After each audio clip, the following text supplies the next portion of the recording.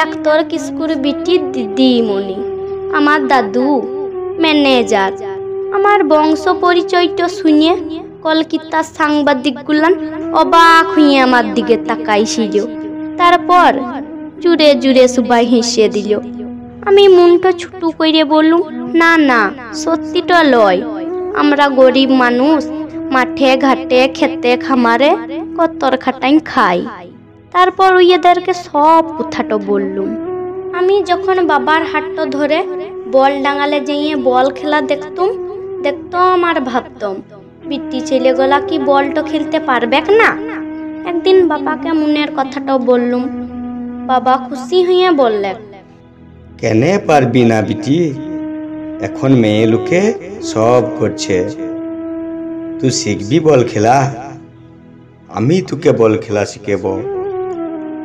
আমার ইচ্ছাটাও তোকে দিয়ে পূরণ করব রে বিটি, দেখবি তুই একদিন বড় বড় দলে ফুটবল খেলবি।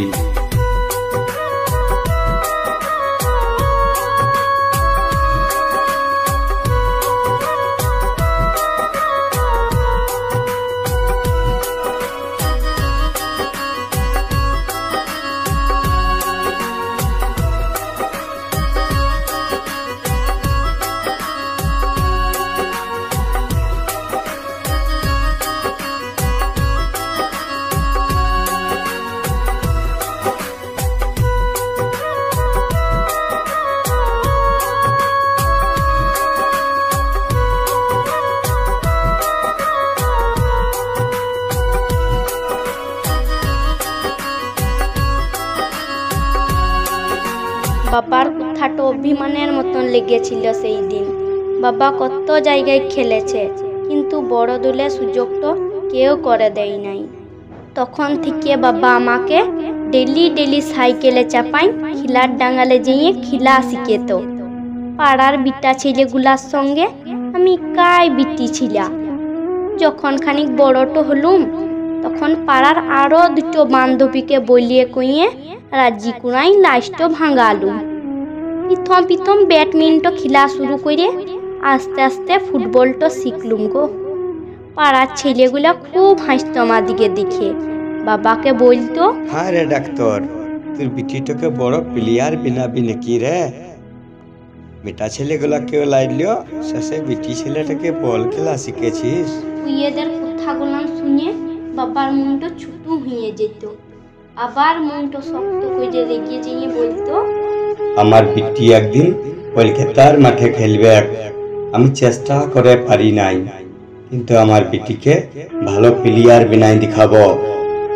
দেখবি ওকে দেখে আরো কত বিটি ছেলে টাঙ্গালে বল খেলবে খন।